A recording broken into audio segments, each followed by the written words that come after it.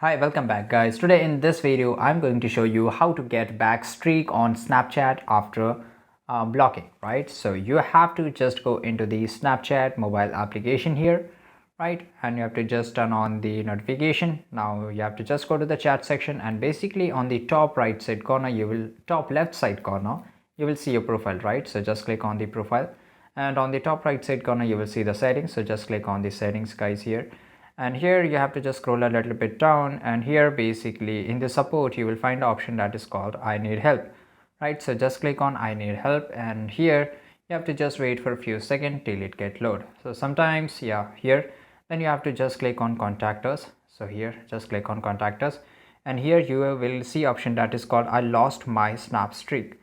So just you have to just click here, and after that you have to scroll a little bit down, and basically this is very important guys. Here you have to enter your username, right? Okay, so I just need to go back once again, right? And yeah, and here you have to just write your username, email address, the phone number, the device which you're using right now, and the friends username. Friends, you can just enter the one of your friend username, right? And basically when did you start having this issue, when your streaks got disappeared and all that. And after that, here you have to just select here, did you see this icon? Okay, so basically yep, yes.